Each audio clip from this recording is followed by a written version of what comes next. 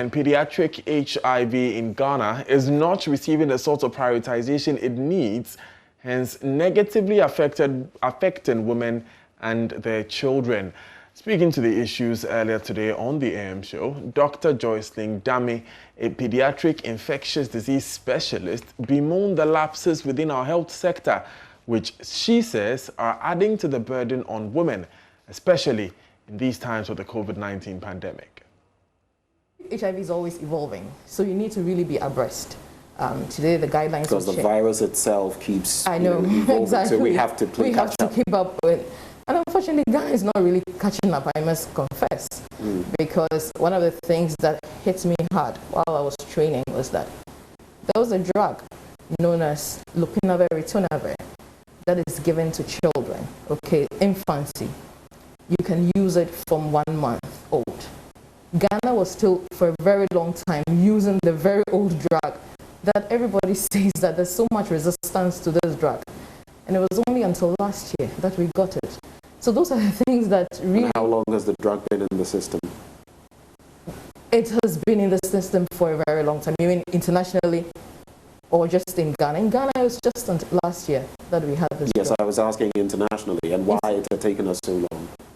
Well, I guess procurement and what is their priorities, and that is why I think that pediatric HIV is not prioritized in this country, because we know that, and it's not being done, unless, of course, we say that we don't know.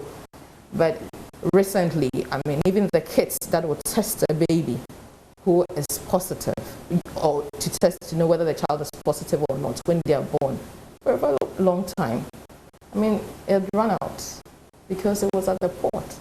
It's at the port because donor fund has brought it in, and I think they have paid clearing fees or duty, one of them, and Ghana has to do their bit. So for a long time, it's been at the port. It's only recently, then when I heard about it, I complained to one of the people in charge, and he promised me that he would work on it. So I'm saying that, is there nobody in the ministries who is in charge of pediatric HIV, who is in charge of even HIV, and looking at these things? And I don't know, those are one of the inequalities. And ultimately, that affects the woman. Because the woman who is going to see her suffering child is the woman who has to come to the clinic all the time.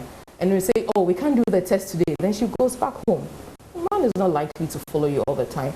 It's a woman. So these are some of the inequalities. And people just assume that when it comes to inequalities, it's just about the workplace, it's about the positions. But these are the little things that we should also look at. How a woman will have to wake up every time, come to the clinic. It's not